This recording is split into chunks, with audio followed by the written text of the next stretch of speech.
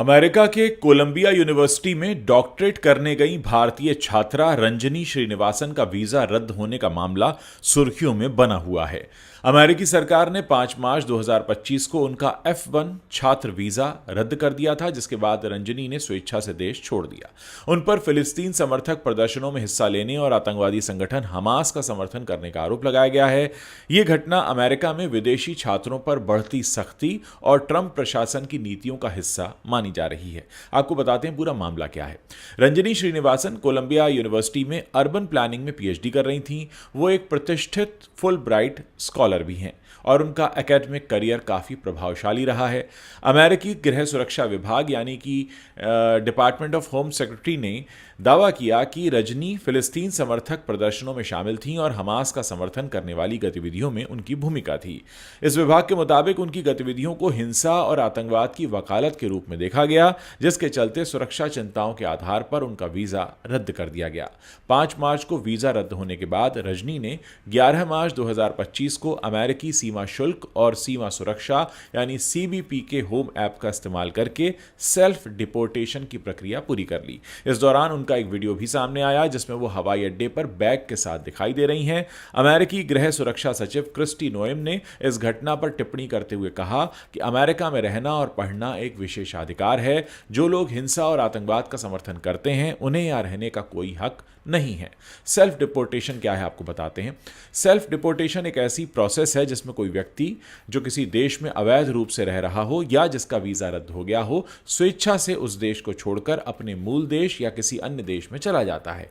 यह आमतौर पर तब होता है जब संबंधित व्यक्ति को सरकारी अधिकारियों द्वारा ऑफिशियली डिपोर्ट किए जाने की प्रक्रिया से बचने का विकल्प दिया जाता है। यह प्रक्रिया कानूनी और प्रशासनिक दबाव को कम करने के लिए अपनाई जा सकती है। अब कैसे काम करता है सेल्फ डिपोर्टेशन?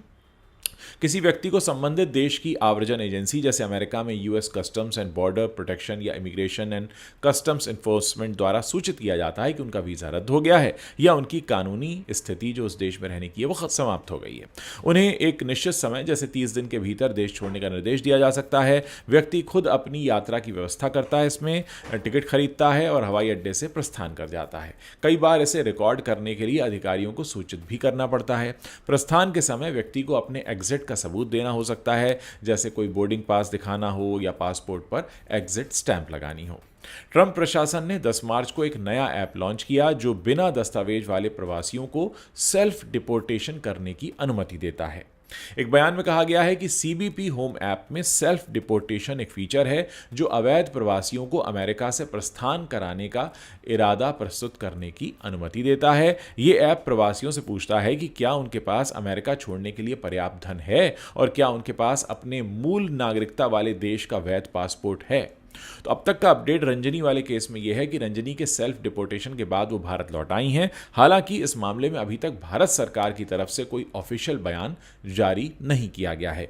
कुछ रिपोर्ट्स के अनुसार वीजा रद्द होने के बाद रंजनी ने अपनी सुरक्षा के लिए पहले कनाडा जाने की कोशिश की थी, लेकिन अंततः वो भारत लौट आई हैं।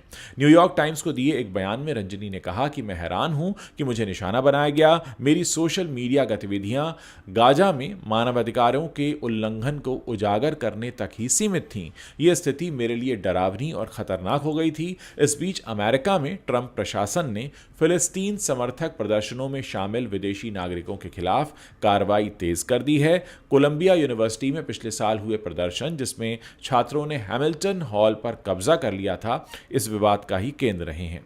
रंजनी के अलावा एक अन्य फिलिस्तीनी छात्रा लेका कोर्डिया को भी वीजा अवधि समाप्त होने के बाद देश में रुकने के आरोप में गिरफ्तार किया गया था। इसके साथ ही अमेरिकी सरकार ने कोलंबिया विश्वविद्यालय को दी जाने वाली $400 मिलियन की फंडिंग भी रद्द कर दी है, जिसका एक बड़ा हिस्सा चिकित्सा अनुसंधान के लिए था। यह मामला अमेरिका में स्टूडेंट वीजा पॉलिसी, शैक्षणिक स्वतंत्रता और अभिव्यक्ति की आज़ादी को लेकर बहस छेड़ सकता है।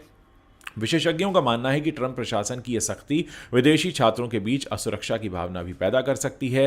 रंजनी श्रीनिवासन के मामले ने अंतर्राष्ट्रीय स्तर पर भी ध्यान खींचा है और यह देखना बाकी है कि भारत सरकार या कोलंबिया यूनिवर्सिटी इस पर अपना क्या रुख अपनाते हैं।